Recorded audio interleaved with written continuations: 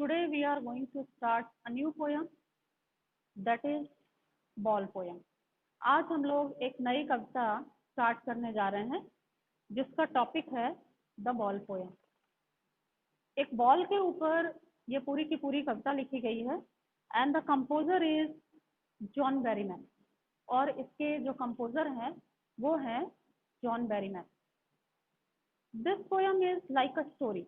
ये पोएम एक कहानी की तरह है and we are going to read the story of a boy in the form of poem.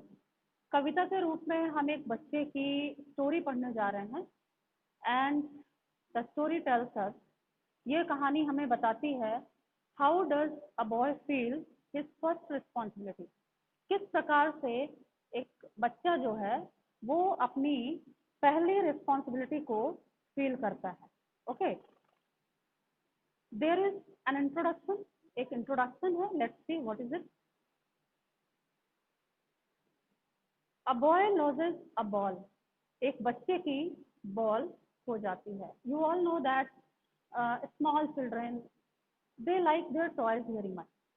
कोई भी जो बच्चे होते हैं वो अपनी पोजेशंस के रूप में उनके पास खिलौने होते हैं। They like their toys very much. उन्हें अपने खिलौने बहुत पसंद आते हैं and whenever they lost their toys, जब कभी भी उनके खिलौने उनसे खो जाते हैं तो दे फील वेरी अपसेट। वो बहुत अपसेट फील करते हैं। They don't cope up with that. वो बर्दाश्त नहीं कर पाते और इस तरीके से the boy is feeling the same thing. ये बच्चा भी सेम फीलिंग रखता है। He is feeling the big loss. He has lost his ball. उसकी बॉल खो गई है। The composer is John Berryman. A boy loses a ball. एक बच्चे की बॉल खो जाती है and he is very upset और वो बहुत अपसेट है। A ball doesn't cost much. हालांकि एक बॉल की कीमत बहुत ज्यादा नहीं होती है। Nor is it difficult two by another ball. ना ही ये इतना मुश्किल है कि वो दूसरी बॉल नहीं खरीद सकता, ऐसा भी नहीं है। Why does is the boy so upset. आखिर फिर ये बच्चा इतना दुखी क्यों है? क्यों उसे दूसरी बॉल लेने का मन भी नहीं है और वो उसी खोई हुई बॉल को बार बार याद करता है। Read the poem to see what the poet thinks has been lost. इस कविता को पढ़िए और महसूस करिए कि आखिर उस बच्चे ने ऐसा क्या खो दिया कि वो इतना अपसेट है। And what the boy has to learn from the experience of losing something. आखिर जब हम इररिस्पॉन्सिबल होते हैं, जब हम गैर जिम्मेदार होते हैं, तो आखिर वो कौन सी चीज है जो हम खो देते हैं और खोने के बाद हमें बहुत दुख होता है? वो कौन सी चीज है जिसको वो बच्चा खोने के दुख को महसूस कर रहा है? लेट्स सी, क्या वो वास्तव में बॉल है या कुछ और है? Now we will learn line by line. अब हम लाइन बाय लाइन उसको देखेंगे, समझेंगे and try to understand the poem और पोयम को समझने की कोशिश भी करेंगे। What is the boy now who has lost his ball. यहाँ पे बोला गया है what is the boy now. अब लड़का क्या है? लड़का क्या है का मतलब ये नहीं कि we have to tell that boy is a student. लड़का एक स्टूडेंट है, ऐसा कुछ नहीं। द पोएट मीन टू से, कवि के कहने का मतलब है कि what is the condition of the boy. उस बच्चे की कंडीशन अब कैसी है? Who has lost his ball, जिसने अपनी बॉल को अभी अभी कहीं खो दिया है। What what he to do. अब वो क्या करेगा? Actually the poet is watching the boy somewhere. कहीं से वो बच्चे को देख रहा है and he is observing him और वो उस बच्चे को ऑब्जर्व कर रहा है। हिज एक्टिविटीज, जो भी वो एक्टिविटी कर रहा है, जो भी उसकी सिचुएशन है, जैसा भी वो फील कर रहा है, the poet is observing the boy. उस बच्चे को पोएट ऑब्जर्व कर रहा है। तो क्या कहता है वो? What is he to do. अब ये बच्चा क्या करेगा? I saw it go. मैंने इस बॉल को जाते हुए देखा। अभी तो गई थी पानी में। मैरिली बाउंसिंग, बड़ी ही खुशी से। बाउंसिंग क्या होता है? जब हम बॉल को जमीन पर पटकते हैं और वो उछल के ऊपर जाती है। तो मैरिली बाउंसिंग, मैरिली मतलब खुशी खुशी, ऐसा लग रहा था बॉल बड़ी खुश थी, उछलते हुए पानी में चली गई। डाउन द स्ट्रीट, गली में थोड़ा सा ढलान था, उस ढलान की तरफ, डाउन द स्ट्रीट मतलब ढलान की तरफ गली में मैंने उस बॉल को उछलते हुए जाते देखा। एंड देन मैरिली ओवर, जैसे खुशी खुशी वो नीचे जा रही थी वैसे ही खुशी खुशी वो बॉल ऊपर भी उछल रही थी। There it is in the water, और उसके बाद ये बॉल पानी में चली गई। पानी में चली गई तो बच्चा नहीं ढूंढ पाया उसे।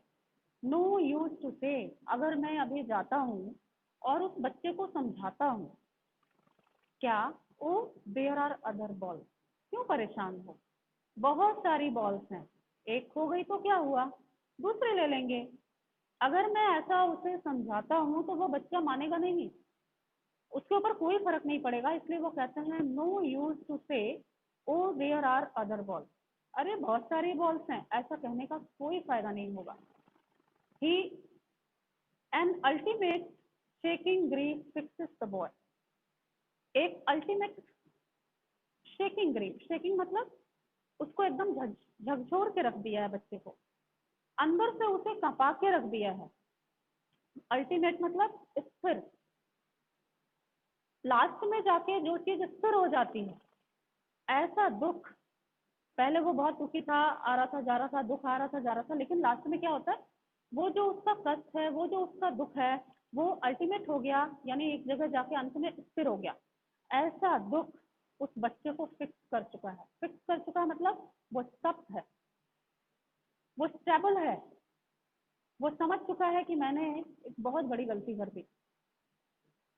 एज ही स्टैंड्स रिजिड, कवि को कैसे पता चला कि उसे एक अल्टीमेट चेकिंग ग्रीफ में फिक्स कर रखा है, क्योंकि वो उसकी एक्टिविटी को देख रहा है। उसने देखा कि ही स्टैंड्स रिजिड, रिजिड मतलब अडिग, जो जरा भी किसी भावना से प्रभावित होने वाला नहीं है। अगर हम उसे दूसरी बॉल का लालच दें तो वो मानेगा नहीं, वो रिजिड होके खड़ा है, रिजिड चिढ़ा हुआ, अपने मनी मन में चिढ़ा हुआ सा है, स्थिर है, ट्रैम्बलिंग, क्रोध कह लो या डर कह लो या अफसोस कह लो, वो कांप भी रहा है, उसके शरीर में कंपन हो रहा है। Starting down, sorry steering down, और नीचे की ओर लगातार वो देख रहा है। स्टेयरिंग डाउन मतलब, स्टेयर मतलब क्या होता है, घूरना, स्टेयरिंग डाउन मीन्स नीचे की ओर वो देखे जा रहा है, देखे जा रहा है।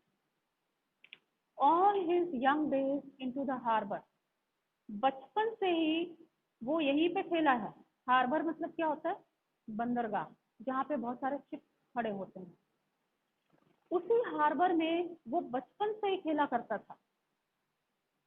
All his young days, young days मतलब childhood days, into the harbour, उसी बंदरगाह में, उसी हार्बर में बीते हैं। वेयर हिज बॉल वेंट, जहां उसकी बॉल आज चली गई। वेयर हिज बॉल वेंट, आज जहां उसकी बॉल खो गई है ना, वो उसी हार्बर में, उसी प्लेस पे बचपन से खेला करता था।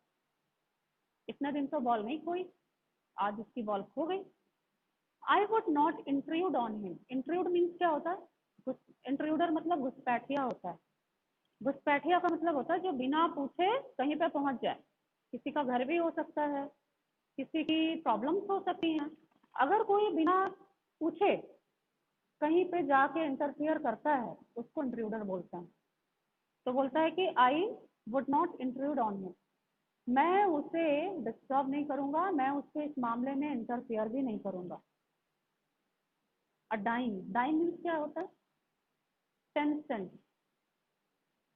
सेंट मुद्रा होती है, सिक्का होता है, जैसे हमारे यहाँ पैसे चलते हैं, रुपए चलते हैं, वैसे ही यूएस, यूनाइटेड स्टेट्स में सेंट्स चलते हैं, और 10 सेंट्स जो होते हैं उसको हम 1 डाइम, एक डाइम बोलते हैं।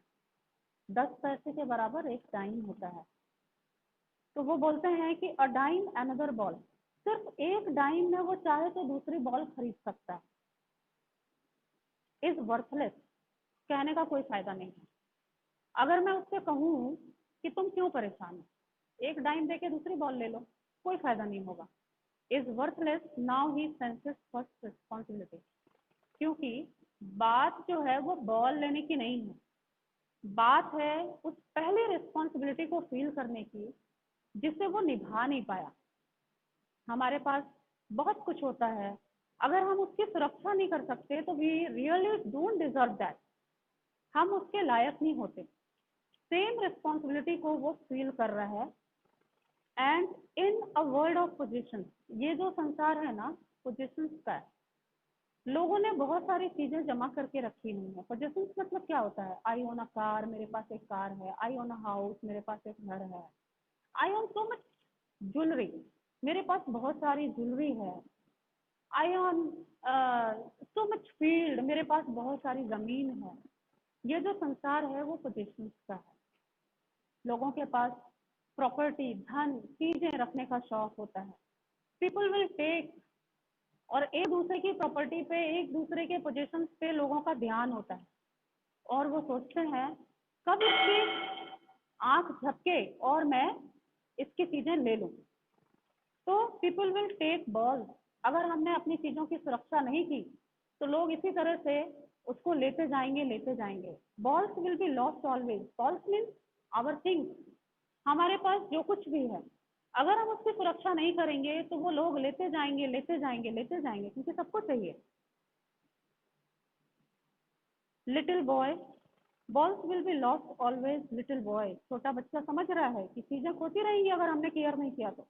And no one buys a ball back, और कोई भी दोबारा नहीं चाहेगा कि वो बार बार उन चीजों को खरीदता रहे। मनी इज एक्सटर्नल, पैसे का क्या है? ये तो बाहरी चीज है। पैसे का कुछ लोग कहते हैं ना पैसा जो है वो उतना इम्पोर्टेंट नहीं होता है क्योंकि ये बाहरी चीज है। He is learning well behind his disparate eyes. Disparate mean उदास, सैड, सैड, उदास आंखों से वो सीख रहा है। बात पैसे की नहीं है, पैसे से वो खरीद सकता है, लेकिन बात है कुछ और। क्या? The epistemology of loss. Epistemology मतलब क्या होता है? नॉलेज, लॉस की नॉलेज। कुछ खो जाने के बाद का दर्द क्या होता है, तकलीफ क्या होती है, उस चीज के बारे में वो सीख रहा है। हाउ टू स्टैंड अप, कैसे खड़े हो जाएं। पहली बात, हमें अपनी चीजों को खोना नहीं चाहिए। दूसरी बात, अगर वो खो गई बाई चांस हमसे तो हमें टूटना नहीं चाहिए। हमें हाउ टू स्टैंड अप, फिर से खड़े होना चाहिए, अपनी हिम्मत को नहीं छोड़ना चाहिए। इन दोनों चीजों को वो बच्चा सीख रहा है। पहली बात तो उसे ये लग रहा है कि मैंने उसे खोया क्यों। दूसरी बात, वो ये सोच रहा है कि अब जब खो ही गया है तो मुझे टूटना नहीं है, मुझे कमजोर नहीं पड़ना है, मुझे हिम्मत के साथ खड़े रहना है। Knowing what every man must one day know, वो उस चीज को सीख रहा है जिसे प्रत्येक व्यक्ति को एक ना एक दिन सीखना ही होगा। नोइंग मतलब सीख रहा है। वॉट एवरी मैन, जिससे प्रत्येक व्यक्ति को मस्ट वन डे नो, एक दिन तो सीखना ही पड़ेगा। एंड मोस्ट नो मिलेज, और ये वो चीज है जिसको सीखने में कुछ लोग अपनी पूरी जिंदगी लगा देते हैं। जिंदगी भर वो अपनी इन चीजों को खोते रहते हैं, फिर उन्हें पाने की कोशिश करते रहते हैं, फिर उसको बर्बाद करते रहते हैं, और इस तरीके से ये सिलसिला उनकी पूरी जिंदगी में चलता रहता है। और दूसरी बात, हाउ टू स्टैंड अप। बहुत सारे लोग तो ऐसे होते हैं जो मरते दम तक ये नहीं सीख पाते कि अगर हमने कुछ खो दिया है तो कैसे हिम्मत के साथ फिर से खड़े हो जाना है और फिर से कोशिश करनी है। तो यहाँ पे दो थॉट्स एक साथ चल रहे हैं, दो प्रकार के विचार एक साथ चल रहे हैं। पहली बात, we should take care of our position. हमारे पास जो कुछ भी है, जो भी पोजीशन हमारे पास है,